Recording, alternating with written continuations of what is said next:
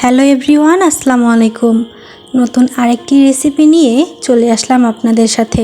কেমন আছেন সবাই? আজকের রেসিপিতে থাকছে সজনে ডাঁটা আলু দিয়ে রুই মাছের ঝোল। আশা করছি আপনাদের ভালো লাগবে। চলুন তাহলে শুরু করি। প্রথমে মাছগুলো ধুয়ে নিয়েছি এবং একটা কড়াইয়ের মধ্যে তেল গরম করে নিয়ে মাছগুলো ভেজে নিচ্ছি। এপাশ ওপাশ উল্টিয়ে আমি মাছগুলো লাল করে ভেজে নিব। মাছ ভাজা হয়ে গেলে এখন আমি মাছগুলো তুলে নিচ্ছি।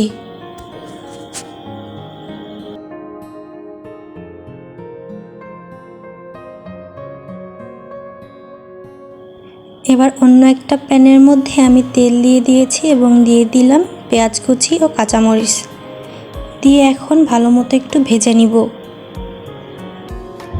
পেঁয়াজটা একটু নরম হয়ে আসলে এখন দিয়ে দিচ্ছি রসুন বাটা ও সামান্য পরিমাণে আদা বাটা দিয়ে একটু ভেজে নিচ্ছি। এবারে একটা টমেটো কেটে আমি দিয়ে দিচ্ছি এবং কিছুক্ষণ কষিয়ে নিব।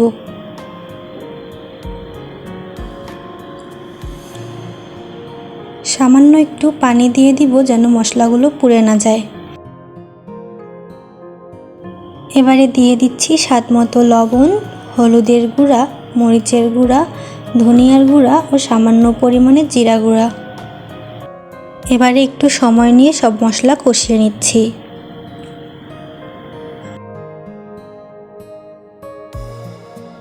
কষানো হয়ে গেলে এবারে দিয়ে দিচ্ছি কেটে রাখা আলুগুলো।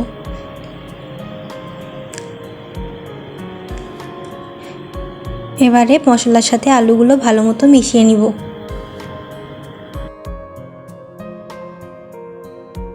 মেশানো হয়ে গেলে আলু সিদ্ধ হওয়ার জন্য দিয়ে দিচ্ছি পরিমাণ মতো পানি।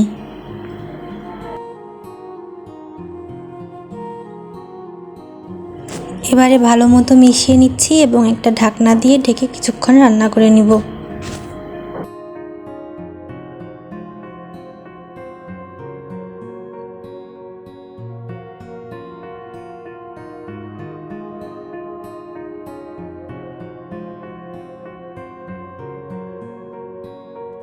আলু থেকে পানি একটু টেনে গেলে এখন দিয়ে দিচ্ছি সজনে ডাঁটাগুলো।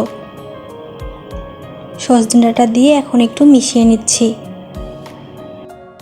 ছোট্ট একটা রিকোয়েস্ট থাকবে আপনাদের কাছে, যারা আজকে প্রথম আমার ভিডিওটি দেখছেন, যদি ভিডিওটি ভালো লেগে থাকে প্লিজ সাবস্ক্রাইব করবেন এবং একটি লাইক দিয়ে আমার পাশেই থাকবেন।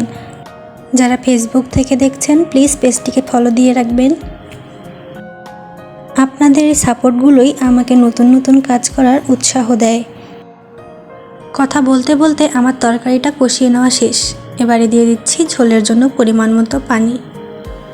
পানিটা দিয়ে আমি কিছুক্ষণ সবগুলো ভালো মতো মিশিয়ে নিচ্ছি।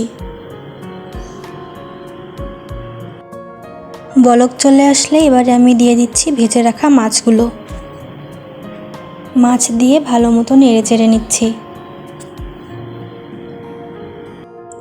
এবারে ঝোলের পানিটা শুকানোর জন্য একটু অপেক্ষা করব। পানিটা শুকিয়ে গেলে আমি এখানে দিয়ে দিচ্ছি ভাজা জিরার গুঁড়া। আমার রান্নাটা কিন্তু শেষ। কার কাছে কেমন লেগেছে অবশ্যই আমাকে কমেন্ট করে জানাবেন। সবাই ভালো থাকবেন, সুস্থ থাকবেন। আল্লাহ হাফেজ।